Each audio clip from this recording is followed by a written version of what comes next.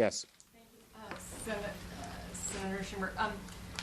Senator McConnell says the exact opposite of you. He says that Really? voters didn't give Surprise, that surprise, voters didn't surprise. give a narrowly held Senate for Democrats to do these big bold things. Just yesterday, he said the president's team ought to sort of sober up on these big plans. What makes you think as you bring Well, this let's one take forward the in boldest particular? thing we've done, the ARP, supported by 75% of the American people and 60% of Republicans. There's a huge dichotomy, as President Biden has repeatedly pointed out, between Republican voters and Republican senators and congressmen. 60% of Republicans support ARP, 0 Republicans in the House and Senate vote for it. It's because, unfortunately, they're under the thumb of Donald Trump, who wants nothing done.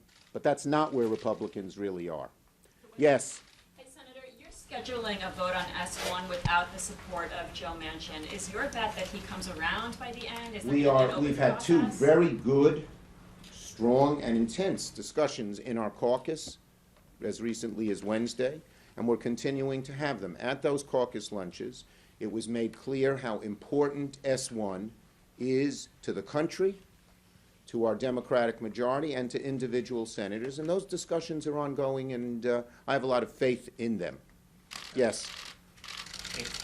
Senator, where are you then, as you're saying that you're open to working with Republicans on infrastructure, where are you in the reconciliation process if that doesn't come together? Look, as I've said, we try to work with Republicans where we can, but we need big, bold action.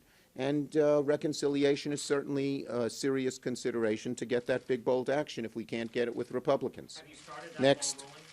Did the filibuster of the January 6th bill today and any of the actions that surrounded this China competitiveness bill make you feel any more willing to or open to the idea of filibuster reform? I know this is going to be a big call considering... Look, I think the events of the last few days probably made every member of our caucus realize that a lot of our Republican colleagues are not willing to work with us on a whole lot of issues, even issues where we try to be bipartisan.